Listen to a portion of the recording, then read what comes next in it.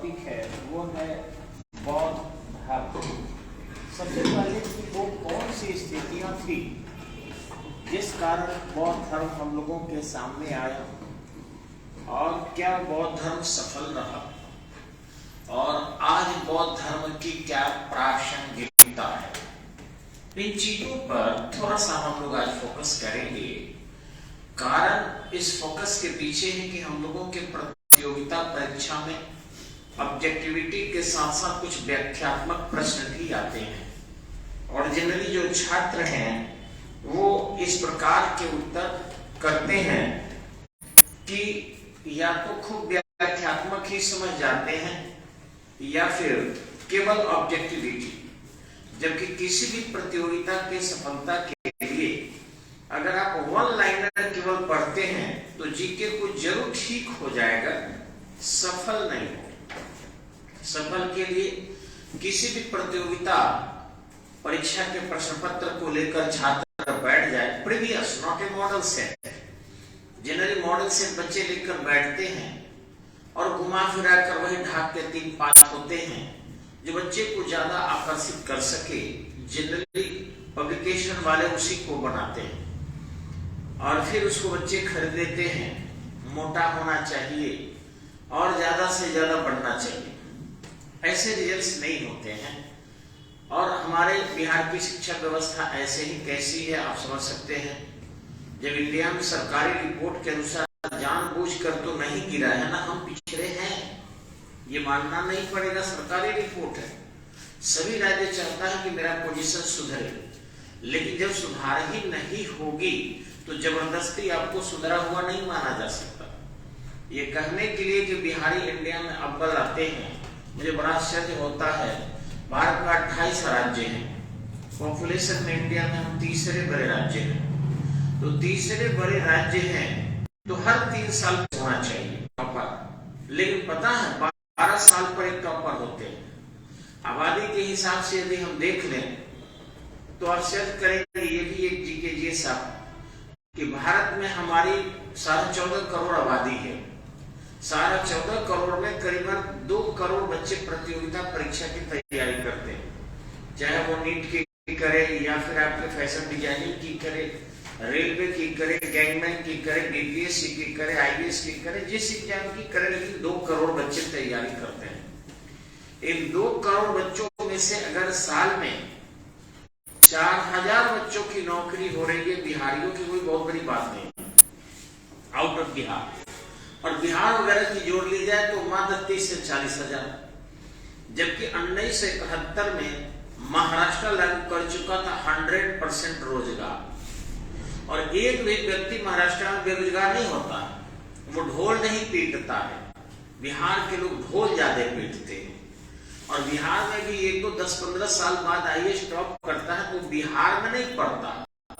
अभी देखिए होंगे जो कटिहार का लड़का था, टॉप किया था 2 साल पहले, वो ऑलरेडी इंदौर में रहकर पढ़ा करता था, बिहार में नहीं, और फिर आउट ऑफ बिहार हो गया तुरंत के तुरंत। उसे पूछा गया कि क्या आप बिहार कैडर लेंगे, बोला पूरे लाइफ में नहीं लेना चाहेंगे। वो समझ रहा था इस बात को।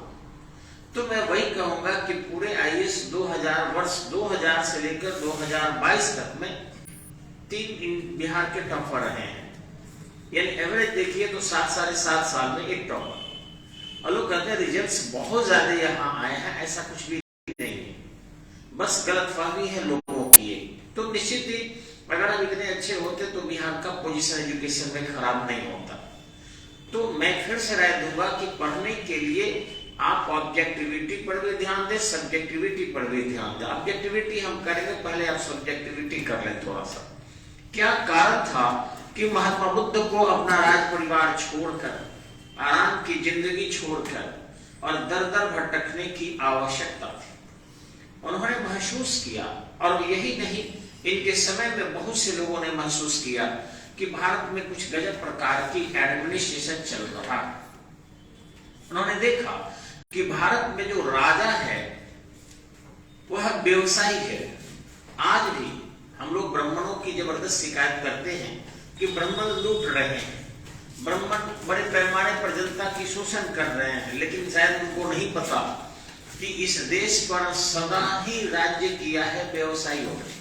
सदा आप प्राचीन काल से लेकर अभी तक देख सकते हैं कि क्षत्रियों ने अपनी बलि दी है, खुद वो मारे गए हैं, मरे हैं, अपने स्त्रियों को आग के हवाले कर दिए हैं, अपने बच्चों को आग के हवाले कर दिए हैं, ताकि हमारे संस्कृति की लज्जा रह सके।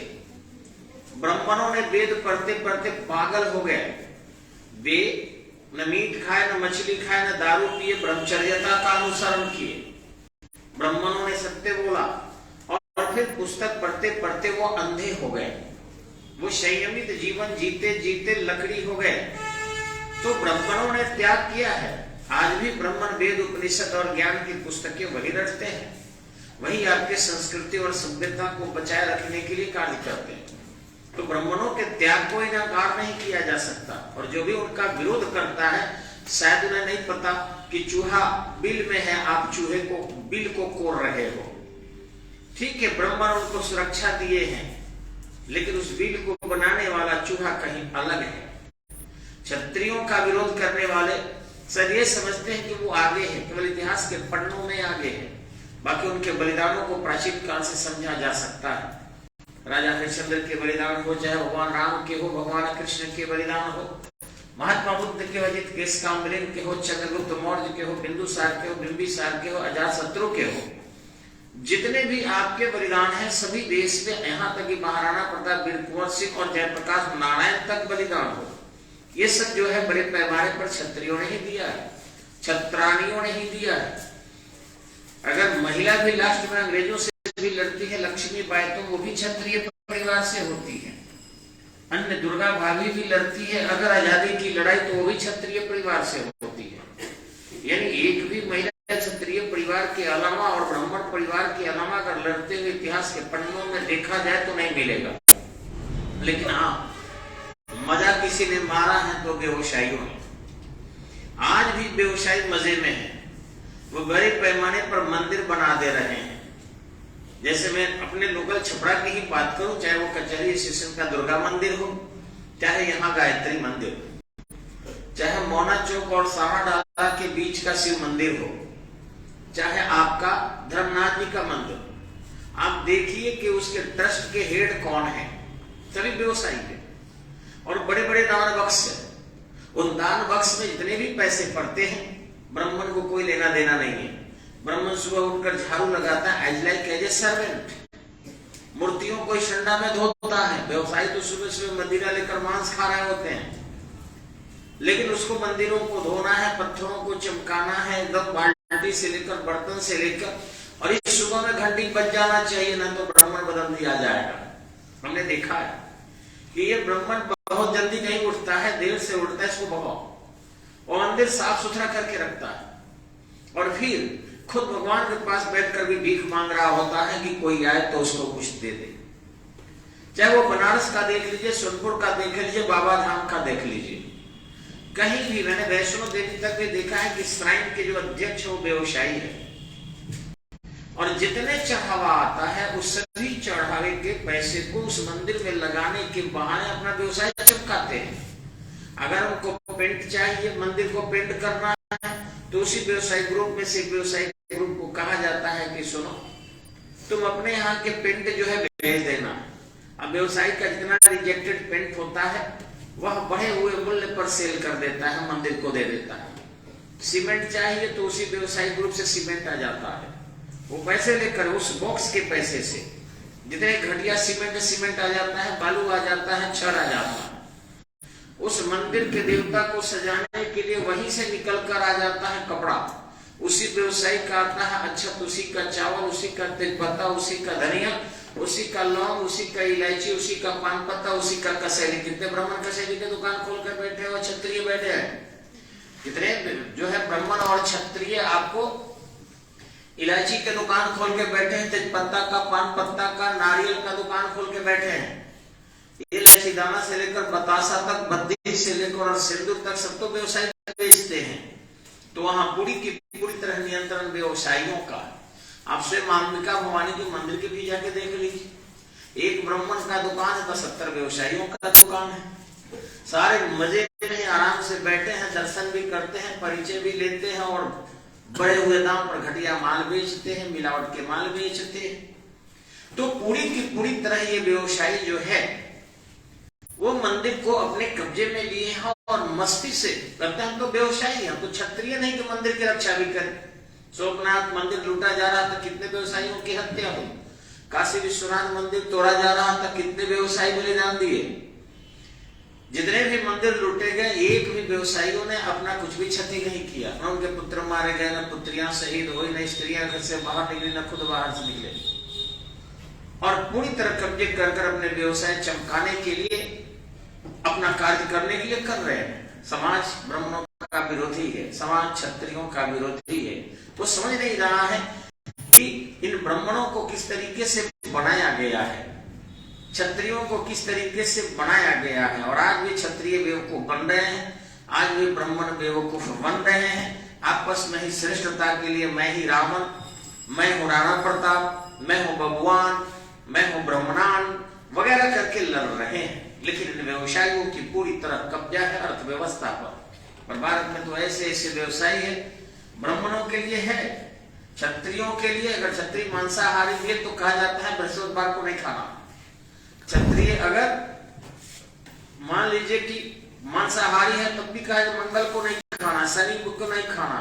लेकिन व्यवसायियों को जाकर देख लीजिए, ये सुबह में मीट खाते हैं तो शाम को मछली खाते हैं। बृहस्पतिवार को भी किसी दिन मना नहीं होता है, दुनिया के एक से बेहतरीन दारू पीते हैं। तो मेरा कहना यह है कि जो कहा जाता है कि धर्म पर पकड़ ब्राह्मणों की है, नहीं, ब्राह्मण तो अपना सर्वस्व बलिदान देकर धर्म को बचाने में लगा है, त्याग कर कर लगा है। और क्षत्रिय अपना गला जो है बलिदान देकर लगा हुआ है। लेकिन मजे में जो है पता ही नहीं चलता कि कौन मजे में। वही लोग ब्राह्मणों को आगे करके जात पात किया, वही लोग क्षत्रियों को आगे करके ब्राह्मणों को सुरक्षा और संरक्षा में लगा दिया और अपने सुरक्षा में भी एज ए सर्वेंट लगा दिया। आज देख लीजिए क्षत्रिय परिवार का मैक्सिमम लोग दारवान का काम कर रहा है। जहां तहां दुकान पर जो है, सोने के दुकान पर है, बैंक के गेट पर खड़े हैं और फिर भी बबुआन राजपूतान एकदम किए हुए हैं पूरा का पूरा। वो जानते हैं कि क्षत्रिय अपना मात्र 10,000 वेतन के लिए गर्दन कटवा सकता है, गोली खा सकता है। इसलिए उनको जो है डिप्यूट करते, उनको पता है कि क्षत्रिय हैं तो गेट दरबार बना देते हैं। और हम सब भी बॉडी बनाकर दरबार बनने के लिए तैयार हैं। तो यही चीजें जो है आपके प्राचीन काल में भी हो रही थी।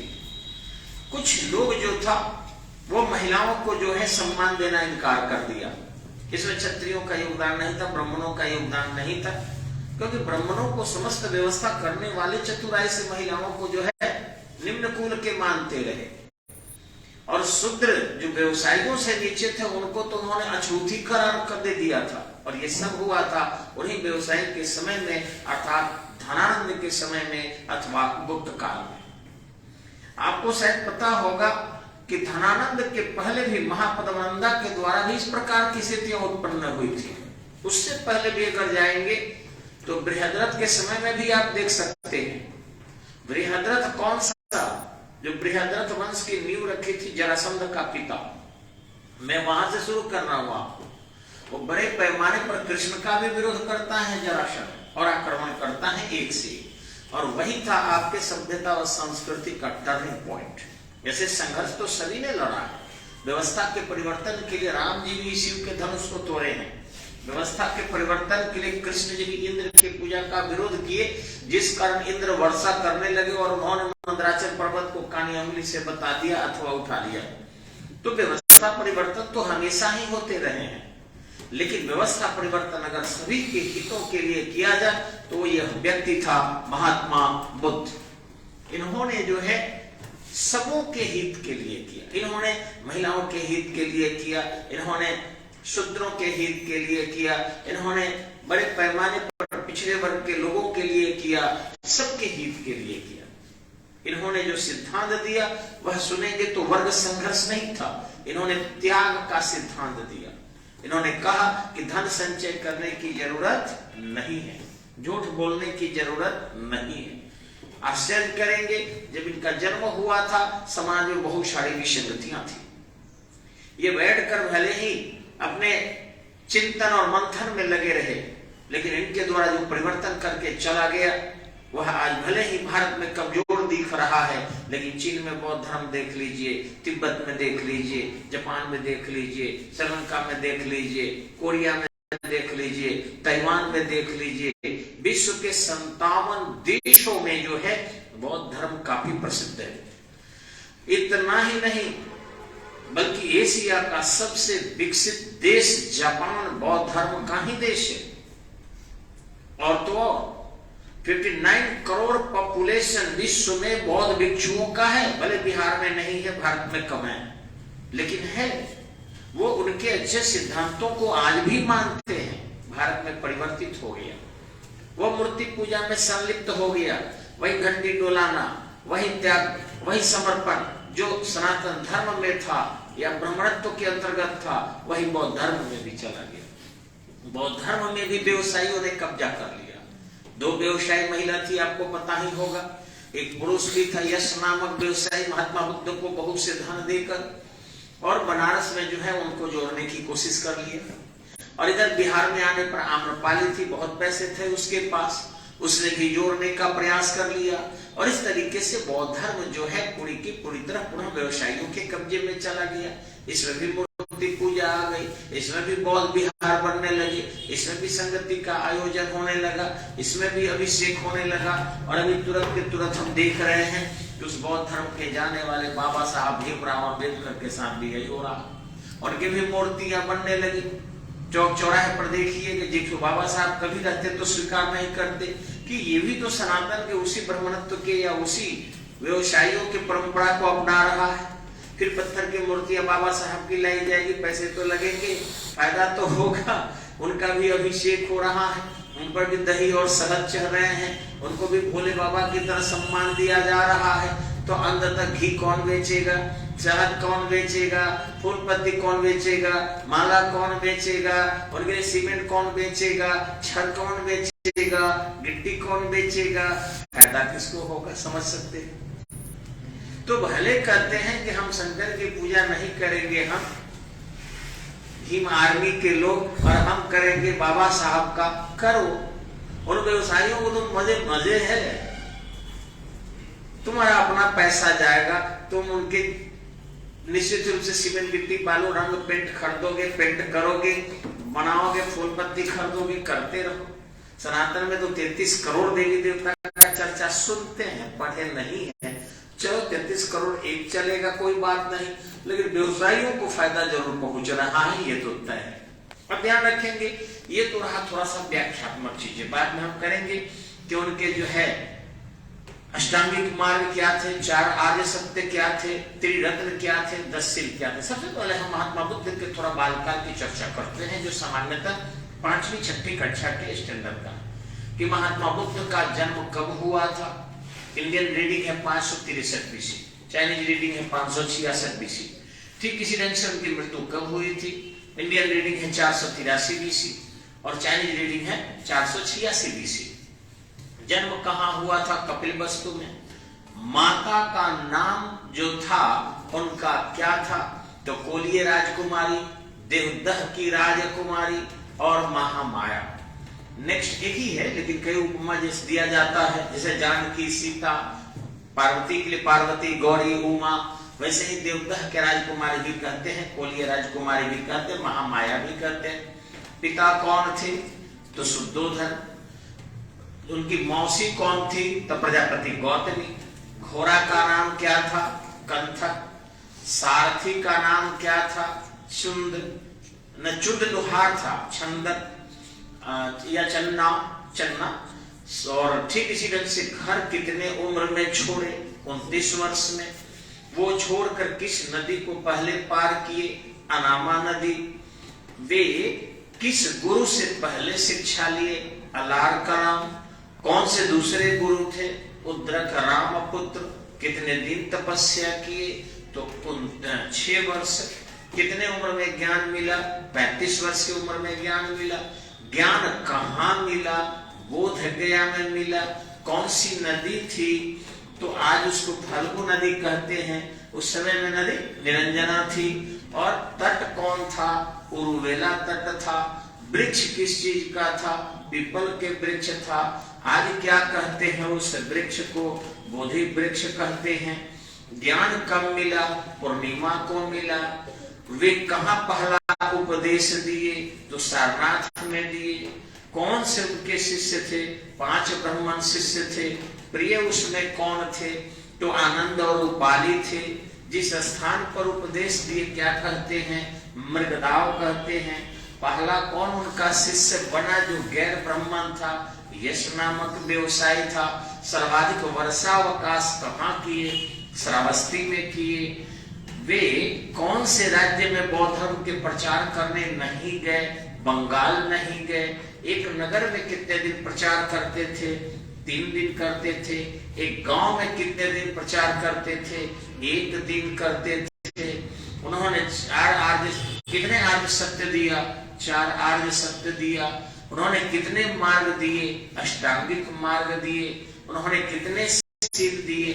10 शील दिए। उनके त्रिरत्न क्या थे?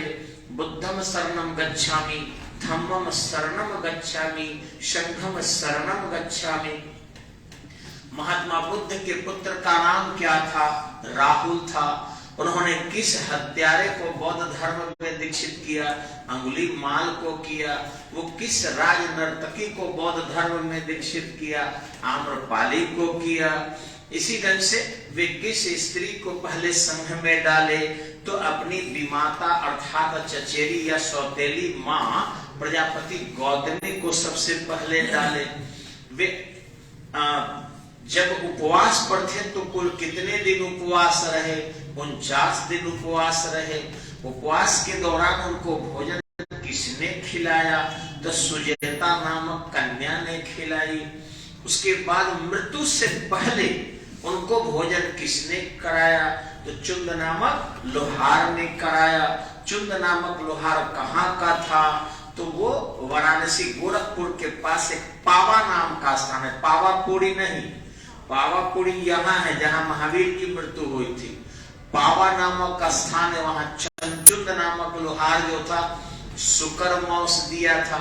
सुकर मौस क्या है? जिसको हम मशरूम कहते हैं, जहाँ सूअर कचरा बना देता है वही फंगी एक उगता है, उसी में जहरीला वो जो है सुकर मौस दे दिया, यानी फंगी दे दिया, जिसको मशरूम कहते हैं। और जो भी उसमें छत्ता की तरह बना होता है वो जहरीला होता है, खाने पर फूड पॉइजनिंग हो जाता है। उन्होंने अंतिम सांस कहाँ ली? कुशी नाड़ा में लिया। ज्ञान प्राप्ति को क्या कहते हैं बौद्ध धर्म में? निर्वाण कहते हैं। मृत्यु को क्या कहते हैं बौद्ध धर्म में? महापरिनिर्वाण कहते हैं। गर्भ में प्रवेश का संकेत क्या है? हाथी है। यौवन के प्रतीक क्या है? सांड है। घर से त्याग का प्रतीक क्या है? अश्व है। मृत्यु के प्रतीक क्या है? स्तूप है। ज्ञान प्राप्ति का क्या है? बोधि वृक्ष या पद चिन्ह है। उनके पद चिन्ह कहाँ से मिले हैं? तो बोध गया से मिले हैं। वहां पर और कौन सा चिन्ह है? विष्णु पद मंदिर भी उसे कहते हैं। किसने बोध गया के मंदिर को बनवाया था? अशोक ने बनवाया था। कुल कितने वर्ष तक बौद्ध धर्म के प्रचार किए? तो 45 वर्ष तक बौद्ध धर्म के प्रचार किए। वो बौद्ध धर्म के प्रचार में किस भाषा का प्रयोग करते थे? तो सामान्य पाली प्राकृत भाषा का प्रयोग करते थे। बौद्ध धर्म में उन्होंने संस्कृत का प्रयोग क्यों नहीं किया? क्योंकि संस्कृत आम जनता के से पहुंच से बाहर की चीज थी। उनके उपदेश किस पुस्तक में लिखे गए हैं? तो विनय सूत्र पिटक में, बौद्ध धर्म सूत्र में एकदम कंफर्म है। उनके नियमावली, बौद्ध धर्म के नियमावली किसमें है? तो विनय पिटक में लिखे गए हैं। अभिधम्म पिटक कब लिखा गया? तो अशोक के समय में लिखा गया। प्रथम बौद्ध संगति कब हुई? जो 483 बीसी में हुई। प्रथम बौद्ध संगति किसने कराया? अजातशत्रु ने कराया। प्रथम बौद्ध संगति कहाँ हुई? तो राजगीर के सप्तपर्णिका गुफा में हुई। द्वितीय बौद्ध संगति कब हुई? 383 बीसी में हुई। द्वितीय बौद्ध संगति किसने कराया? कालाशोक ने कराया। द्वितीय बौद्ध संगति कहाँ हुई? वैशाली में हुई। तृतीय बौद्ध संगति कहाँ हुई? पाटलिपुत्र में हुई। तृतीय बौद्ध संगति कब हुई? तो लुसेंट में दिया है 255, गलत है। 251-50 बीसी में हुई। तृतीय बौद्ध संगति में क्या लिखा गया? अभिधम्म पिटक लिखा गया। चतुर्थ बौद्ध संगति कहाँ हुई? कश्मीर के कुंडल वन में हुई। चतुर्थ बौद्ध संगति किसने कराया? कनिष्क ने कराया। कौन सी बौद्ध संगति थी जिसके 2 अध्यक्ष थे, अध्यक्ष और उपाध्यक्ष? तो चौथी बौद्ध संगति थी। सबसे ज्यादा बौद्ध धर्म के प्रचार कहाँ हुआ? बिहार और उत्तर प्रदेश में हुआ। वर्तमान में बौद्ध भिक्षु सर्वाधिक किस राज्य में है? महाराष्ट्र में है। बिहार में बौद्ध धर्म का केंद्र कहाँ है? तो वैशाली है, गया है, राजगीर है। सबसे ज्यादा बौद्ध धर्म के लोग कहाँ है? चीन में है। विश्व का एकमात्र बौद्ध धर्म का देश कौन है जहां बौद्ध धर्म के नियम लागू है? म्यांमार है। बौद्ध धर्म किस प्रकार का धर्म है? एक विकसित मानववादी धर्म है। महात्मा बुद्ध ने बौद्ध धर्म के प्रचार प्रसार के लिए क्यों बीड़ा उठाया? क्योंकि बड़े पैमाने पर हिंसा किया जा रहा था, इसलिए उन्होंने उठाया। बौद्ध धर्म के संस्थापक कौन थे? महात्मा बुद्ध थे। बौद्ध धर्म के अंतिम महान विद्वान कौन थे? स्वयं महात्मा बुद्ध थे। उनके उत्तराधिकारी कौन हुआ? कोई नहीं, उनका उपदेश हुआ। महात्मा बुद्ध सबसे ज्यादा बौद्ध धर्म के प्रचार कहाँ किए? वाराणसी में किए। महात्मा बुद्ध के द्वारा गंगा के दक्षिण में बौद्ध धर्म के प्रचार कितने किए गए? कुल उत्तर, गंगा के उत्तर के प्रचार के 5वां अंश प्रचार किया गया। कौन से ऐसे भारत का राजा था जो विश्व के अलग अलग देशों में बौद्ध भिक्षुओं को भेजा? अशोक था। अंतिम समय में बौद्ध धर्म के प्रचार प्रसार के लिए किस राजवंश ने संरक्षण दिया? पाल शासकों ने संरक्षण दिया। कौन से विदेशी आक्रांता था जो बौद्ध धर्म को ज्यादा नष्ट किया? इख्तियारुद्दीन मोहम्मद बिन बख्तियार खलजी 1203 से 1206 तक बौद्ध धर्म के समस्त साक्ष्यों को मिटाने के लिए अपने समस्त सैनिक शक्ति को झोंक दिया। यानी मुसलमानों ने, यानी बख्तियार खलजी ने सबसे ज्यादा नुकसान किया। तो इस तरह से ये ऑब्जेक्टिविटी हुआ। ऑब्जेक्टिविटी जितना आप, ये तो मैंने ऐसे ही बोला है, अब जितना मुझसे पूछना चाहेंगे, मतलब कहना नहीं चाहिए तो कहिएगा छोटी मुंह बड़ी बात, लेकिन शायद 2-10 करोड़ के लगभग तो जरूर याद होगा। ओनली इन बौद्ध रिलीजन, और एक भी गलत आपको नहीं मिलेगा। लेकिन उससे कंपटीशन सक्सेस व्यक्ति नहीं होता है, वो भी चाहिए, लेकिन साथ में व्याख्यात्मक भी होना चाहिए और एक समझ भी होनी चाहिए। तो बच्चे इतना ही डट के समझते हैं कि बाबू हम बहुत कुछ जान गए, हमारी पढ़ाई कौन करेगा? और कोचिंग वाले तो खैर पूछिए मत, अगर इतना जान जाएंगे तो पतन आसमान में जाके पता का लगेंगे फहराने और हवा पानी देने। तो ठीक है, ऑब्जेक्टिव भी पढ़िए और साथ साथ सब्जेक्टिव भी पढ़िए और एक समझ भी होनी चाहिए आपके अंदर, तब जाके आप सक्सेस होंगे, कंपटीशन भी आप पास करेंगे और सफलता भी मिलेगी। ठीक है, धन्यवाद, नमस्कार।